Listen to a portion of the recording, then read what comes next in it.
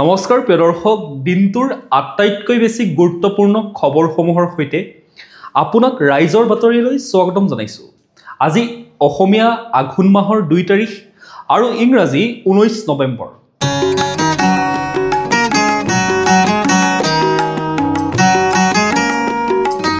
এতিয়া আহিছোঁ আমি প্ৰথমটো খবৰলৈ।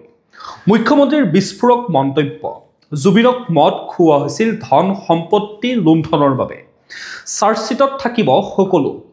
জুবিন গাৰ্গৰ মৃত্যুক লৈ মুখ্যমন্ত্ৰী হিমন্ত বিশ্ব শৰ্মাৰ গুৰুত্বপূৰ্ণ বিস্ফোৰক মন্তব্য। জুবিন মৃত্যুৰ SITৰ তদন্তত প্ৰকাশ হোৱা এলানি বিস্ফোৰক তথ্য প্ৰকাশ কৰিছে মুখ্যমন্ত্ৰীগৰাকীয়ে। মঙলবাৰে গুৱাহাটীত জুবিনৰ জন্মদিন উপলক্ষে এক ৰক্তদান শিবিৰত ৰক্তদান কৰাৰ পিছতে মুখ্যমন্ত্ৰীগৰাকীয়ে প্ৰাৰম্ভিক আভাস দিলে জুবিন হত্যাৰ তদন্তৰ চাৰ্জশ্বিটত কি থাকিব। জুবিন গাৰ্গে মদ খাই বেয়া পাইছিল। মদ খুৱাই একাংশই জুবিন গাৰ্গৰ ধন সম্পত্তি লুণ্ঠনৰ বাবে জুবিন গাৰ্গক ব্যৱহাৰ কৰিছিল। টকা পইচা হস্তগত কৰিবৰ বাবে একাংশই এই কাণ্ড কৰিছিল বুলি মন্তব্য মুখ্যমন্ত্ৰীগৰাকীৰ। SITৰ তদন্তত ওলাইছে যে জুবিনে মদ খাই ভাল নাপাইছিল। কেৱল লুণ্ঠনৰ বাবেই জুবিন গাৰ্গৰ দৰে সহজ সৰল এজনক মদ খুৱাইছিল আশে পাশে থকা মানুহেই। মুখ্যমন্ত্ৰীৰ মন্তব্য, আমাৰ তদন্তৰ সময়ত ওলাইছে যে জুবিনে মদ খাই ভাল নাপাইছিল, জুবিনক মদ খুওৱা হৈছিল। আপোনালোকে চাৰ্জশ্বিটত গম পাব মদ জুবিনৰ পৰিচয় নাছিল। যেতিয়াই জুবিনক মানুহে ব্যৱহাৰ কৰাৰ ইচ্ছা হৈছিল তেতিয়াই মদ খুৱাই দিছিল জুবিন গাৰ্গক। লগতে মুখ্যমন্ত্ৰীৰ মন্তব্য, মোৰ ওচৰত জুবিন কেতিয়াও মদ খাই অহা নাছিল। জুবিনক ওচৰ পাজৰৰ মানুহবোৰে মদ খুৱাই দিছিল যাতে সহজ সৰল ল'ৰাজনক ব্যৱহাৰ কৰিব পাৰে। দুৰ্ভাগ্যজনকভাৱে অসমত বহু মানুহে সেইকেইদিন প্ৰচাৰ চলালে যে মদেহে জুবিনক শ্ৰদ্ধাঞ্জলি জনাব। একেবাৰে মিছা কথা। তদন্তত গম পাব যে জুবিনক ষড়যন্ত্ৰমূলকভাৱে মদ খুওৱা হৈছিল যাতে ধন সম্পত্তিখিনি লুণ্ঠন কৰি ল'ব পাৰে। মদ জুবিনৰ কেতিয়াও পৰিচয় নাছিল। জুবিনৰ পৰিচয় আছিল সংগীত, জুবিনৰ পৰিচয় আছিল দুখীয়া নিৰাশ্ৰয়জনৰ লগত থিয় হোৱা, জুবিনৰ পৰিচয় আছিল অন্যায়ৰ বিৰুদ্ধে মাত মতা বুলি মুখ্যমন্ত্ৰীগৰাকীয়ে মন্তব্য কৰে। আমি মানুহক শিকাব খুজিছোঁ মদ ঢালি নহয়, ভাল কামেৰে জীয়াই ৰাখক জুবিন গাৰ্গক। ৰক্তদান কৰি দুখীয়াক সহায় কৰি ছাত্ৰৰ পঢ়াৰ খৰচ বহন কৰি জুবিনক জীয়াই ৰাখক। এই আহ্বান মুখ্যমন্ত্ৰী ডক্টৰ হিমন্ত বিশ্ব শৰ্মাৰ। এতিয়া আহিছোঁ আমি পৰৱৰ্তী খবৰটোলৈ। SIR নহয়, SRহে আৰম্ভ হৈছে অসমত। ফেব্ৰুৱাৰী মাহৰ শেষত ঘোষণা হ'ব অসম বিধানসভাৰ নিৰ্বাচনৰ দিন। মুখ্য নিৰ্বাচনী বিষয়াৰ ঘোষণা। 2024 ফেব্ৰুৱাৰী মাহৰ শেষত ঘোষণা কৰা হ'ব অসমৰ বিধানসভা নিৰ্বাচনৰ দিন। নিৰ্বাচনৰ পূৰ্বে আন কেইবাখনো নিৰ্বাচনমুখী ৰাজ্যৰ দৰে অসমত SIR নহয়। ৰাজ্যজুৰি আৰম্ভ হৈছে SIRহে। অৰ্থাৎ SIR মানে হৈছে স্পেচিয়েল ইণ্টেনচিভ ৰিভিজন আৰু SR মানে হৈছে স্পেচিয়েল ৰিভিজন, অৰ্থাৎ অসমৰ ভোটাৰ তালিকাৰ বিশেষ সংশোধনী। দিছপুৰত অসম নিৰ্বাচন আয়োগৰ কাৰ্যালয়ত মুখ্য নিৰ্বাচনী বিষয়া অনুৰাগ গোৱেলে মঙলবাৰে সংবাদমেলত ঘোষণা কৰে যে এই কথা। লগতে অসমত কিদৰে NRCৰ বাবে SIR নহয় তাৰ পৰিৱৰ্তে SRহে আৰম্ভ হৈছে আৰু অসমত ভোটাৰ তালিকাৰ বিশেষ সংশোধনী সবিশেষ সদৰি কৰিলে ৰাজ্যিক নিৰ্বাচন বিষয়াগৰাকীয়ে। মুখ্য ৰাজ্যিক নিৰ্বাচনী বিষয়াগৰাকীয়ে জনোৱা অনুসৰি অসমত আজিৰে পৰা আৰম্ভ হৈছে SR। সন্মুখৰ বিধানসভা নিৰ্বাচনক লৈ তৎপৰ হোৱা নিৰ্বাচন আয়োগে মঙলবাৰে এইটো কথা স্পষ্ট কৰি দিয়ে যে অসমত এইটো SIR নহয়, SRহে। মুখ্য নিৰ্বাচনী বিষয়া গোৱেলে জনায় যে 1 জানুৱাৰী 2024লৈ যোগ্য ভোটাৰৰ নাম সন্নিৱিষ্ট হ'ব ভোটাৰ তালিকাত। এইটো SIR নহয়। BLOসকল ঘৰে ঘৰে যাব, ঘৰত ভোটাৰৰ অৱস্থিতি আছে নে নাই BLOসকলে পৰীক্ষা কৰিব। ভোটাৰ তালিকাত মৃত ব্যক্তিৰ নাম আৰু বহিৰাজ্যৰ ভোটাৰ তালিকাতো নাম থকাসকলৰ ক্ষেত্ৰত SRত কি পদক্ষেপ গ্ৰহণ কৰা হৈছে লগতে সেয়াও জনালে ৰাজ্যিক মুখ্য নিৰ্বাচনী বিষয়া গোৱেলে। তেওঁ লগতে কয় যে ভোটাৰ তালিকাত নাম থকা অথচ মানুহজনৰ মৃত্যু হৈছে তেনে ফৰ্ম 7ত সংযোগ হ'ব। বিপৰীতে কোনো লোক যদি অসমৰ অথচ বহিৰাজ্যত ভোটাৰ তালিকাত নাম আছে তেনে ক্ষেত্ৰত ফৰ্ম 8 সংযোগ কৰি নাম কৰ্তন কৰা হ'ব। প্ৰিয় দৰ্শক, আপোনালোকে SIR আৰু SRৰ বিষয়ে যদি কনফিউজ আছে বা এই প্ৰক্ৰিয়াটো কেনেধৰণে কি হ'ব গোটেইখিনি জানিব বিচাৰিছে তেতিয়াহ'লে আমাৰ এই ইউটিউব চেনেলটোতে মই কালি এটা ভিডিঅ' প্ৰস্তুত কৰি ইতিমধ্যে আপলোড কৰিছোঁ আপোনালোকে সকলোৱে গৈ পেলাই সেই ভিডিঅ'টো চাব পাৰিব আৰু সেই ভিডিঅ'টোত বিস্তৃতভাৱে সকলো আপোনাৰ মনত থকা কনফিউজ অৰ্থাৎ আপুনি যদি কিবা কথাত কনফিউজ হৈ আছে তেতিয়াহ'লে সেই ভিডিঅ'টো চালে আপুনি গোটেইখিনি আপুনি বুজি পাব সেইকাৰণে সেই ভিডিঅ'টো আপোনালোকে চাবগৈ পাৰে যদি বিচাৰে এতিয়া আহিছোঁ আমি পৰৱৰ্তী খবৰটোলৈ সমগ্ৰ ৰাজ্যজুৰি প্ৰাণৰ শিল্পী হিয়াৰ আমঠু জুবিন গাৰ্গৰ 53 সংখ্যক উপজা দিন উদযাপন জনতাৰ শিল্পী জুবিন গাৰ্গৰ কালি আছিল 53 সংখ্যক উপজা দিন এই উপলক্ষে সমগ্ৰ ৰাজ্যতে বিভিন্ন কাৰ্যসূচীৰ আয়োজন কৰা হৈছিল প্ৰিয় শিল্পীগৰাকীৰ অবৰ্তমানত কালি তেওঁৰ অগণন অনুৰাগীয়ে তেওঁৰ উপজা দিনটো পালন কৰি তেওঁৰ অস্তিত্বক মূৰ্ত কৰি তুলিছে সোণাপুৰৰ কমাৰকুছিৰ জুবিন ক্ষেত্ৰৰ পুৱা ৰক্তদান শিবিৰ নাম প্ৰসংগ নাহৰ পুলি ৰোপণ আৰু বিয়লি 5000 গছি বন্তি প্ৰজ্বলন কৰা হৈছে জুবিন ক্ষেত্ৰত 500 আকাশবন্তিও প্ৰজ্বলন কৰা হৈছে সন্ধিয়া সাংস্কৃতিক অনুষ্ঠান ভাওনাকে ধৰি বিভিন্ন কাৰ্যসূচী অনুষ্ঠিত হৈছে জুবিন গাৰ্গৰ কাহিনীপাৰাস্থিত বাসগৃহৰ চৌহদত শিল্পীগৰাকীৰ এটা আবক্ষ মূৰ্তিও উন্মোচন কৰা হয় শিল্পীগৰাকীৰ পত্নী গৰিমা গাৰ্গে আৰু শিল্পীগৰাকীৰ পিতৃ মোহিনী মোহন বৰঠাকুৰৰ লগতে বিভিন্ন দল সংগঠন তথা স্থানীয় জনসাধাৰণৰ এই কাৰ্যসূচীত উপস্থিত থাকে আনহাতে গুৱাহাটী বিশ্ববিদ্যালয়ত শিল্পীগৰাকীৰ স্মৃতিত এটা প্ৰতিমূৰ্তি স্থাপন কৰা হ'ব কালি বিটিচিৰ মুৰব্বী হাগ্ৰামা মহিলাৰেও কোকৰাঝাৰ জিলাৰ গৌৰাং নৈ পাৰৰ চান্দামাৰীত 30 বিঘা ভূমি সামৰি নিৰ্মাণ হ'বলগীয়া জুবিন গাৰ্গ উদ্যানৰ আধাৰশিলা স্থাপন কৰে ইয়াৰ লগতে গৌৰাং নৈ পাৰত বিটিআৰৰ 5খন জিলাৰ প্ৰায় 25,000ৰো অধিক শিল্পী আৰু অনুৰাগীয়ে অসমীয়া আৰু বড়ো ভাষাত মায়ামিনী গীতি পৰিৱেশন কৰে বিটিচিৰ মুখ্য কাৰ্যবাহী হাগ্ৰামা মহিলাৰীয়ে জুবিন গাৰ্গক তেওঁৰ এগৰাকী বিশিষ্ট বন্ধু বুলি অভিহিত কৰে আৰু শিল্পীগৰাকীয়ে অধ্যয়ন কৰা তামুলপুৰ আৰু বিজনীৰ হাইস্কুল দুখনক সৰ্বাংগ সুন্দৰ কৰি তোলা হ'ব বুলিও ঘোষণা কৰে ইফালে ৰাজ্যিক বিজেপিয়ে কালি ৰাজ্যৰ 53টা স্থানত শিল্পীগৰাকীৰ সোঁৱৰণত ৰক্তদান শিবিৰৰ আয়োজন কৰে লণ্ডনৰ পৰা উভতি অহা মুখ্যমন্ত্ৰী ডক্টৰ হিমন্ত বিশ্ব শৰ্মাই কালি খানাপাৰাৰ খেলপথাৰত আয়োজিত শিবিৰত ৰক্তদান কৰে বিজেপিৰ ৰাজ্যিক সভাপতি তথা সাংসদ দিলীপ শইকীয়াই এই ৰক্তদান শিবিৰ মুকলি কৰাৰ লগতে ৰক্তদান কৰে এই শিবিৰত ভালেমান অনুৰাগী তথা দলটোৰ নেতাকৰ্মীয়ে ৰক্তদান কৰিলে সদৌ অসম ছাত্ৰ সন্থাই কালি বিভিন্ন জিলাত জুবিন গাৰ্গৰ জন্মদিন পালনৰ সৈতে সংগতি ৰাখি শিল্পীগৰাকীৰ মৃত্যুৰ ন্যায় বিচাৰি মানৱ শৃংখল উলিয়ায় শিৱসাগৰ জিলাৰ ছাত্ৰ সন্থায়ো কালি নগৰ হাস্পতাল ৰোডত মানৱ শৃংখল কাৰ্যসূচী ৰূপায়ণ কৰে গুৱাহাটী দূৰদৰ্শন কেন্দ্ৰ চৌহদতো কালি নাহৰ পুলি ৰোপণ কৰাৰ লগতে আৰু শিল্পীগৰাকীৰ মহান সৃষ্টি মায়াবিনী গীতটো ভাৰতীয় বিষয়া কৰ্মচাৰীসকলেও পৰিৱেশন কৰে এতিয়া আহিছোঁ আমি পৰৱৰ্তী খবৰটোলৈ বিহাৰৰ নিৰ্বাচনৰ ফলাফলে অসমত হেনো কোনো প্ৰভাৱ নেপেলায় অখিল গগৈৰ দাবী আগন্তুক বিধানসভা নিৰ্বাচনত বিজেপিক ক্ষমতাৰ পৰা উৎখাত কৰিবলৈ বিৰোধী দলসমূহ দৃঢ় প্ৰতিজ্ঞ সদ্য সমাপ্ত বিহাৰ নিৰ্বাচনত ধূলিসাৎ হৈ পৰিছিল বিৰোধী দলসমূহ বিহাৰত বিৰোধী দলৰ নেতৃত্বত গঠিত মহাজোটবন্ধনত মুখ্যম আঘাত হানি এনডিএ চৰকাৰ গঠন হোৱাটো নিশ্চিত হোৱাৰ পিছতো আগন্তুক নিৰ্বাচনত বিজেপিক উৎখাত কৰিবলৈ ভীষ্ম প্ৰতিজ্ঞা কৰিছে অসমৰ বিৰোধী দলসমূহে আন 3খন ৰাজ্য আৰু এখন কেন্দ্ৰীয় শাসিত অঞ্চলৰ লগতে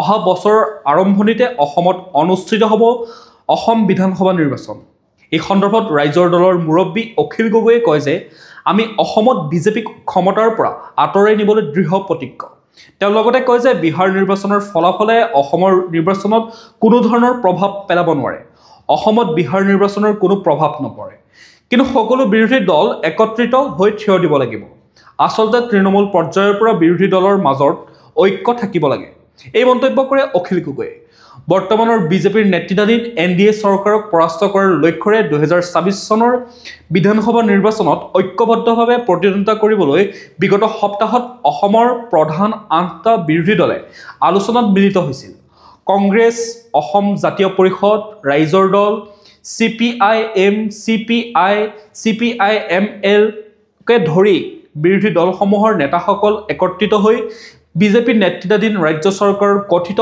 অপসাৰণৰ বিৰুদ্ধে সন্মিলিতভাৱে যুঁজ দিয়াৰ সিদ্ধান্ত লয় আনহাতে অসম জাতীয় পৰিষদৰ নেতা লুৰিণজ্যোতি গগৈয়ে এই সন্দৰ্ভত কয় যে অসমত বিজেপি নেতৃত্বাধীন চৰকাৰৰ অপশাসনৰ বিৰুদ্ধে যুঁজিবলৈ প্ৰতিটো বিৰোধী দলে হাত মিলাইছে। যোৱা সপ্তাহত গুৱাহাটীত সকলো বিৰোধী দলৰ সামূহিক বৈঠকত বিজেপিৰ অপশাসন আৰু মুখ্যমন্ত্ৰী ডক্টৰ হিমন্ত বিশ্ব শৰ্মাই জনসাধাৰণৰ ওপৰত কৰা অন্যায়ৰ পৰা অসমবাসীক মুক্ত কৰাৰ উপায়ৰ বিষয়ে আলোচনা কৰা হৈছিল। এতিয়া আহিছোঁ আমি পৰৱৰ্তী খবৰটোলৈ। জুবিন গাৰ্গৰ মৃত্যুৰ গোচৰ চলোৱাৰ ক্ষেত্ৰত কেন্দ্ৰৰ বিশেষ অনুমোদন। জনতাৰ শিল্পী জুবিন গাৰ্গৰ মৃত্যুৰ গোচৰ চলোৱাৰ বাবে কেন্দ্ৰীয় চৰকাৰে ভাৰতীয় নাগৰিক সুৰক্ষা সংহিতাৰ ২০৮ ধাৰাৰ অধীনত যাৱতীয় অনুমোদন প্ৰদান কৰিছে। কেন্দ্ৰীয় চৰকাৰৰ পৰা এনে অনুমোদন লাভ কৰা বিষয়টোক জুবিন গাৰ্গৰ মৃত্যুৰ ৰহস্য উদঘাটনত অতি গুৰুত্বপূৰ্ণ বুলি বিশেষ তদন্তকাৰী গোটৰ মুৰব্বী তথা বিশেষ আৰক্ষী সঞ্চালক প্ৰধান মুন্না প্ৰসাদ গুপ্তাই সদৰি কৰে। মঙলবাৰে সংবাদ মাধ্যমৰ আগত গুপ্তাই কয় যে বিদেশত সংঘটিত হোৱা অপৰাধমূলক ঘটনাত যেতিয়া ভাৰতীয় নাগৰিক জড়িত থাকে তেন্তে সেই ভাৰতীয় নাগৰিকৰ বিৰুদ্ধে আদালতত গোচৰ চলোৱাৰ বাবে কেন্দ্ৰীয় চৰকাৰৰ অনুমোদনৰ প্ৰয়োজন হয়। এয়া আইনীভাৱে বাধ্যতামূলক বুলি উল্লেখ কৰি গুপ্তাই কয় যে জুবিন গাৰ্গৰ মৃত্যুৰ ঘটনা যিহেতু বিদেশত হৈছিল সেই অনুসৰি ভাৰতীয় নাগৰিক সুৰক্ষা সংহিতা ২০০৮ ধাৰাৰ অধীনত কেন্দ্ৰীয় চৰকাৰে অনুমোদন প্ৰদান কৰিছে। এনে অনুমোদন লাভৰ পৰিপ্ৰেক্ষিতত গোচৰটো আগবঢ়াই নিয়াৰ ক্ষেত্ৰত সুবিধা হ'ব বুলি সংবাদ মাধ্যমৰ আগত মুন্না প্ৰসাদ গুপ্তাই সদৰি কৰে। আনহাতে সংবাদ মাধ্যমৰ প্ৰশ্নৰ উত্তৰত SITৰ মুৰব্বী মুন্না প্ৰসাদ গুপ্তাই কয় যে জুবিন গাৰ্গৰ মৃত্যুৰ ঘটনা সন্দৰ্ভত ১০ ডিচেম্বৰ পূৰ্বে আদালতত অভিযোগনামা দাখিল কৰাৰ চেষ্টা চলোৱা হ'ব। ছিংগাপুৰৰ পৰা যিখিনি তথ্যৰ প্ৰয়োজন সেয়া বিশেষ তদন্তকাৰী গোটে ইতিমধ্যে লাভ কৰিছে। উল্লেখযোগ্য যে গোচৰ সংক্ৰান্তত ১৬০জনৰো অধিক লোকৰ সাক্ষ্য লোৱা হৈছিল। ফৰেনচিক গৱেষণাগাৰৰ পৰাও যাৱতীয় প্ৰতিবেদন পোৱা বুলি গুপ্তাই সদৰি কৰে। আনহাতে লণ্ডন ভ্ৰমণৰত মুখ্যমন্ত্ৰী হিমন্ত বিশ্ব শৰ্মায়ো সামাজিক মাধ্যমযোগে এই কথা সদৰি কৰি কয় যে আজি আমাৰ প্ৰিয় জুবিন গাৰ্গৰ ৫৩ সংখ্যক জন্মদিন। এই দিনটোৱে আমাক তেওঁৰ সংগীত, তেওঁৰ স্বৰলিপি আৰু অসমৰ হৃদয়ত তেওঁৰ অপৰিহাৰ্য স্থানৰ কথা স্মৰণ কৰাই দিয়ে। এই বিশেষ দিনটোতে সন্মানিত কেন্দ্ৰীয় গৃহমন্ত্ৰী অমিত শ্বাহ ডাঙৰীয়াই ভাৰতীয় নাগৰিক সংহিতা অৰ্থাৎ BNSSৰ ধাৰা ২০০৮ৰ অধীনত প্ৰয়োজনীয় প্ৰয়োগৰ বাবে সন্মতি প্ৰদান কৰিছে যাতে ছিংগাপুৰত জুবিনৰ মৃত্যুৰ সৈতে জড়িত অভিযুক্তসকলৰ বিৰুদ্ধে তদন্ত আগবঢ়াব পৰা যাব। এতিয়া আহিছোঁ আমি পৰৱৰ্তী খবৰটোলৈ। কাহিলীপাৰাৰ বকুলজোপাৰ কাষতে উন্মোচন প্ৰাণৰ শিল্পীৰ আবক্ষ মূৰ্তি। ঘৰৰ পদূলিত আজিৰে পৰা সদায় থাকিব গৰিমাৰ মৰমৰ গল্ডি। প্ৰাণৰ শিল্পী জুবিন গাৰ্গৰ অবৰ্তমানত কালি আছিল প্ৰথমটো উপজা দিন। তেওঁৰ অনুপস্থিতিয়ে অগণন অনুৰাগীয়ে চকুলোটুকি শিল্পীগৰাকীৰ গীত আৰু স্মৃতি সামৰি তেওঁৰ উপজা দিনটো উদযাপন কৰিছে। পূৰ্বৰ দৰেই নিশাৰ পৰাই জুবিন গাৰ্গৰ জন্মদিন বুলি অনুৰাগীসকলে ব্যস্ত হৈ আছিল। সকলোৱে গাত পাতি লৈছে ভিন্ন কাম। সোণাপুৰৰ জুবিন ক্ষেত্ৰলৈও অগণন সোঁত জুবিন অনুৰাগীৰ। মঙলবাৰে মাজনিশাই জুবিন গাৰ্গৰ কাহিলীপাৰাস্থিত বাসগৃহৰ লগতে তেওঁৰ ষ্টুডিঅ'ত অনুৰাগীসকলে উদযাপন কৰে উপজা দিন। আনহাতে কালি পুৱা শিল্পীগৰাকীৰ কাহিলীপাৰাস্থিত বাসগৃহত পুৱাৰ পৰা আয়তীসকলে দিহানাম গাই উপজা দিনটোত জুবিন গাৰ্গলৈ প্ৰণিপাত জনাইছে। গায়ন বায়নৰ খোল বাদনেৰে মুখৰিত হৈ পৰে কাহিলীপাৰাৰ বাসগৃহৰ চৌহদ। ইফালে বাসগৃহৰ পদূলিত থকা তেওঁৰ প্ৰিয় বকুলজোপাৰ কাষতে উন্মোচন কৰা হয় প্ৰাণৰ শিল্পীগৰাকীৰ আবক্ষ মূৰ্তি। পিতৃ কপিল বৰঠাকুৰে উন্মোচন কৰে জুবিন গাৰ্গৰ এই আবক্ষ মূৰ্তিভাগ। লগতে উপস্থিত থাকে পত্নী গৰিমা শইকীয়া গাৰ্গ, পৰিয়ালবৰ্গৰ লগতে অজস্ৰ গুণমুগ্ধ। জয় জুবিন দা ধ্বনি দিয়ে সকলোৱে। এতিয়া আহিছোঁ আমি পৰৱৰ্তী খবৰটোলৈ। নিৰ্বাচন আহিলেই লিলি পাৰ্টিৰ সন্মিলন হয়েই। পবিত্ৰ মাৰ্ঘেৰিটা। কাক লিলি পাৰ্টি আখ্যা কেন্দ্ৰীয় মন্ত্ৰী পবিত্ৰ মাৰ্ঘেৰিটাৰ। ৰাজ্যত প্ৰতিটো নিৰ্বাচনৰ পূৰ্বে বিৰোধী দল তথা নেতা ঐক্যবদ্ধ হোৱা প্ৰসংগত পুনৰ সৰব হৈ পৰা দেখা গ'ল কেন্দ্ৰীয় মন্ত্ৰী পবিত্ৰ মাৰ্ঘেৰিটা। এইবাৰ বিৰোধী ঐক্যমঞ্চক লিলি পাৰ্টি আখ্যা দিলে কেন্দ্ৰীয় মন্ত্ৰীগৰাকীয়ে। কেৱল সেয়াই নহয়, বিৰোধী নেতাৰ এই বৃত্ততাক সন্মিলনী বুলিও কটাক্ষ কৰা দেখা গ'ল কেন্দ্ৰীয় মন্ত্ৰী তথা বিজেপিৰ জ্যেষ্ঠ নেতাগৰাকীক। মন্ত্ৰী পবিত্ৰ মাৰ্ঘেৰিটাই অসম প্ৰদেশ কংগ্ৰেছ কমিটিৰ সভাপতি গৌৰৱ গগৈৰ পৰা আৰম্ভ কৰি অসম জাতীয় পৰিষদৰ সভাপতি লুৰিণজ্যোতি গগৈ, ৰাইজৰ দলৰ সভাপতি অখিল গগৈ, ৰাজ্যসভাৰ সাংসদ অজিত কুমাৰ ভূঞাকো তীব্ৰ সমালোচনা কৰি তেওঁলোকৰ নিৰ্বাচনত পৰাজয়ৰ কাৰণ কৰিলে ব্যাখ্যা। সোমবাৰে কেন্দ্ৰীয় মন্ত্ৰীগৰাকীৰ উপস্থিতিত মৰিয়নিত কংগ্ৰেছসহ বিভিন্ন দল সংগঠনৰ শতাধিক লোকে বিজেপিত যোগদান কৰিছিল। এই যোগদান কাৰ্যসূচীৰ পিছতেই সাংবাদিকৰ আগত মন্ত্ৰী মাৰ্ঘেৰিটাই বিৰোধীক এনেদৰে সমালোচনা কৰা দেখা গ'ল। এতিয়া আহিছোঁ আমি পৰৱৰ্তী খবৰটোলৈ। অসমলৈ বৃন্দাবনী বস্ত্ৰ। অসম চৰকাৰ আৰু ব্ৰিটিছ সংগ্ৰহালয়ৰ কৰ্তৃপক্ষৰ মাজত স্বাক্ষৰ লেটাৰ অফ ইণ্টেণ্ট। ব্ৰিটিছ সংগ্ৰহালয়ত বৰ্তমান সংৰক্ষিত কৰি ৰখা অসমৰ অমূল্য সম্পদ বৃন্দাবনী বস্ত্ৰ ৰাজ্যখনলৈ সাময়িকভাৱে অনাৰ বাবে সোমবাৰে মুখ্যমন্ত্ৰী ডক্টৰ হিমন্ত বিশ্ব শৰ্মাৰ উপস্থিতিত অসম চৰকাৰ আৰু ব্ৰিটিছ সংগ্ৰহালয়ৰ কৰ্তৃপক্ষৰ মাজত এক লেটাৰ অফ ইণ্টেণ্ট স্বাক্ষৰিত হয়। এই উপলক্ষে ভাষণ প্ৰদান কৰি মুখ্যমন্ত্ৰী ডক্টৰ শৰ্মাই কয় যে বৃন্দাবনী বস্ত্ৰখন অসমৰ আধ্যাত্মিক আৰু সাংস্কৃতিক ক্ষেত্ৰখনৰ এক আপুৰুগীয়া সম্পদ। আজিৰ এই চুক্তি স্বাক্ষৰ অসম তথা ভাৰতবাসীৰ বাবে এক গৌৰৱপূৰ্ণ মুহূৰ্ত। তেওঁ এই অমূল্য সম্পদবিধক অসমলৈ উভতাই অনাৰ ক্ষেত্ৰত মুকলি মনেৰে সহায় আৰু সহযোগিতা আগবঢ়োৱাৰ বাবে ব্ৰিটিছ সংগ্ৰহালয়ৰ কৰ্তৃপক্ষক আন্তৰিক কৃতজ্ঞতা জ্ঞাপন কৰে। এতিয়া আহিছোঁ আমি পৰৱৰ্তী খবৰটোলৈ। আন্তৰ্জাতিক খ্যাতিসম্পন্ন গণেশ গোহাঁইৰ কেনভাছত জুবিন আৰু নৰ্মদা নৈৰ অলৌকিক প্ৰকাশ। 18 লাখ টকাত ক্ৰয় কৰিলে বিৰলাই।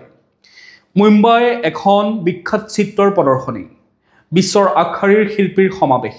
তাতেই ষ্টল নম্বৰ C58ত সকলোৰে দৃষ্টি নিবদ্ধ হৈছিল এখন বিশেষ চিত্ৰত, য'ত নৰ্মদাৰ বুকুৰ লগতে বিমূৰ্ত ৰূপত প্ৰতিফলিত হৈছিল অসমৰ সদ্যপ্ৰয়াত শিল্পী জুবিন গাৰ্গ। ছবিখনে আৰু অধিক সকলোৰে দৃষ্টি আকৰ্ষণ কৰিলে যেতিয়া দেশৰ এগৰাকী বিশিষ্ট উদ্যোগপতিয়ে 18 লাখ টকাত ক্ৰয় কৰি নিলে ছবিখন। শিল্পীজন হ'ল অসমৰ সুসন্তান খ্যাতনামা আন্তৰ্জাতিক শিল্পী গণেশ গোহাঁই। গুজৰাটৰ নৰ্মদাৰ পাৰত আন্তঃৰাষ্ট্ৰীয় খ্যাতিসম্পন্ন বৰদৈতৰ পাৰৰ সন্তানে অঁকা ছবিয়ে লাভ কৰিছে এক বিশেষ মৰ্যাদা। 18 লাখ টকাত বিক্ৰী হৈছে অসম সন্তান গণেশ গোহাঁই এই বিশেষ ছবিখন, য'ত ভাৰতৰ এখন প্ৰধান নদী নৰ্মদাৰ লগতে শিল্পীৰ অজ্ঞাতে প্ৰতিফলিত হ'ল জুবিন গাৰ্গ। বিশেষ শৈল্পিক পদ্ধতিৰে অঁকা এই বিমূৰ্ত ছবিখন ক্ৰয় কৰিছে বিৰলা গ্ৰুপৰ স্বত্বাধিকাৰী কুমাৰ মংগলময় বিৰলাই। বিশিষ্ট শিল্পীগৰাকীয়ে নিজৰ এই ছবিখনৰ শিৰোনাম দিছে reflection of Narmada appears letters to grandma Zubeen appears a tribute to Zubeen Garg, অৰ্থাৎ নৰ্মদাৰ প্ৰতিফলন, আইতালৈ চিঠি, মূৰ্ত জুবিন গাৰ্গলৈ শ্ৰদ্ধাঞ্জলি 2025। এতিয়া আহিছোঁ আমি পৰৱৰ্তী খবৰটোলৈ। স্বৰ্গদেউ প্ৰতাপ সিংহই স্থাপন কৰা এছিয়াৰ প্ৰথমখন পক্ষী অভয়াৰণ্য পুনৰুজ্জীৱিত কৰাৰ প্ৰচেষ্টা।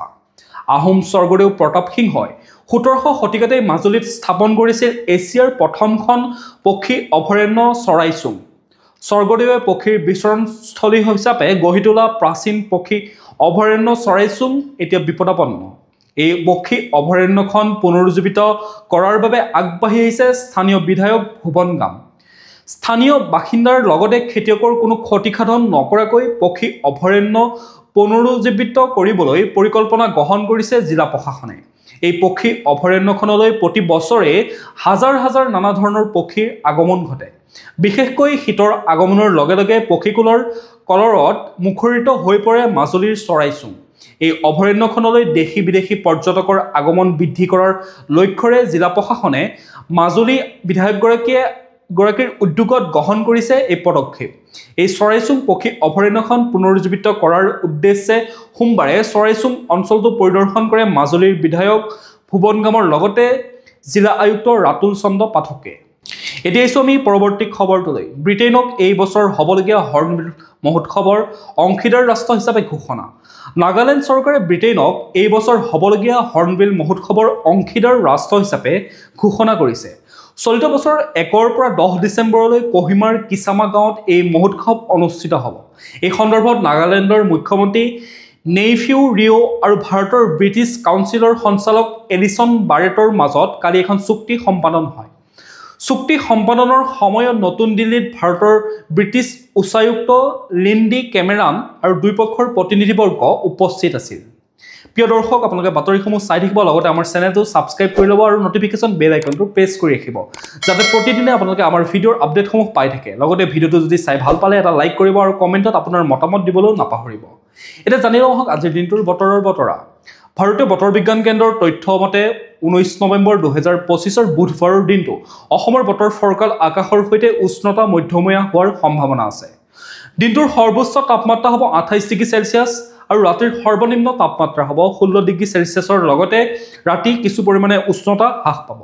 সূৰ্যোদয় হ'ব পুৱা 5:45 আৰু সূৰ্যাস্ত হ'ব আবেলি 4:43। এতিয়া আইছো আমি ৰাষ্ট্ৰীয় গুৰুত্বপূৰ্ণ খবৰসমূহৰ মাজলৈ। নক্সাল বিৰোধী অভিযানত কেন্দ্ৰীয় সমিতিৰ সদস্য মাধৱী হিডমাও সহ নিহত 6 গৰাকীকৈ মাওবাদী। নক্সাল বিৰোধী অভিযানত আন এক বৃহৎ সফলতা লাভ কৰিলে নিৰাপত্তাৰক্ষীয়ে। মঙলবাৰে অন্ধ্ৰপ্ৰদেশৰ আল্লুৰি সীতাৰামা ৰাজু জিলাৰ মাৰেডোমিল্লী বনাঞ্চলত নিৰাপত্তাৰক্ষীৰ সৈতে হোৱা সংঘৰ্ষত কমেও 6জন মাওবাদী নিহত হয়। এই অভিযানত মাওবাদীৰ জ্যেষ্ঠ নেতা তথা কেন্দ্ৰীয় সমিতিৰ সদস্য মাধৱী হিডমাও নিহত হয়। এই ঘটনাৰ বিষয়ে সদৰি কৰিছে আল্লুৰি সীতাৰামা ৰাজু জিলাৰ আৰক্ষী অধীক্ষক অমিত বৰদাৰে। আনহাতে ছত্তীশগড়তো সংঘটিত হৈছে আন এক ঘটনা। মঙলবাৰে পুৱা ছত্তীশগড়ৰ সুকমা জিলাৰ এৰাবৰ অঞ্চলত সেনাবাহিনীৰ সৈতে মাওবাদীৰ গুলীচালনাত হোৱাত আন এজন মাওবাদীও নিহত হয় বুলি জানিব পৰা গৈছে। বিষয়াসকলৰ মতে নিৰাপত্তাৰক্ষীয়ে এই অঞ্চলটোত মাওবাদী বিৰোধী অভিযান তীব্ৰতৰ কৰি তুলিছে। উল্লেখযোগ্য যে বৰ্তমানলৈকে চলিত বৰ্ষত ছত্তীশগড়ত সংঘটিত গুলীয়াগুলীৰ ঘটনাত 263জন নক্সালবাদী নিহত হৈছে। এতিয়া আইছো আমি পৰৱৰ্তী খবৰটোলৈ। দিল্লীত বোমা বিস্ফোৰণৰ কাণ্ড। আল ফালাহ বিশ্ববিদ্যালয়ৰ এইবাৰ ইডিৰ অভিযান। লালকিল্লাৰ সমীপত সংঘটিত বোমা বিস্ফোৰণৰ ঘটনাত নাম সাঙুৰ খোৱা হাৰিয়ানাৰ আল ফালাহ বিশ্ববিদ্যালয়ত ব্যাপক অভিযান চলাই ইডিয়ে। বিশ্ববিদ্যালয়ৰ চৌহদ ট্ৰাষ্টিসকল সম্পৰ্কিত প্ৰতিষ্ঠানসমূহত চলাই অভিযান।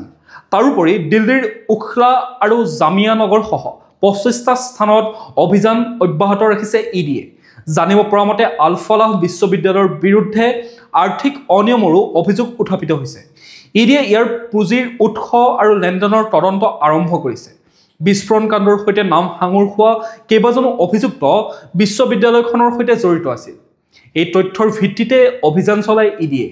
উল্লেখযোগ্য যে কেন্দ্ৰীয় গৃহ মন্ত্ৰালয়ে এই বিস্ফোৰণৰ ঘটনাক সন্ত্ৰাসবাদী কাৰ্য হিচাপে ঘোষণা কৰাৰ পিছতে ন্যায় উক্ত গোচৰটো গ্ৰহণ কৰি অভিযান আৰম্ভ কৰিছিল। এতিয়া আইছো আমি পৰৱৰ্তী খবৰটোলৈ। দিল্লীৰ কেইবাখনো বিদ্যালয়ত বোমাৰ আতংক।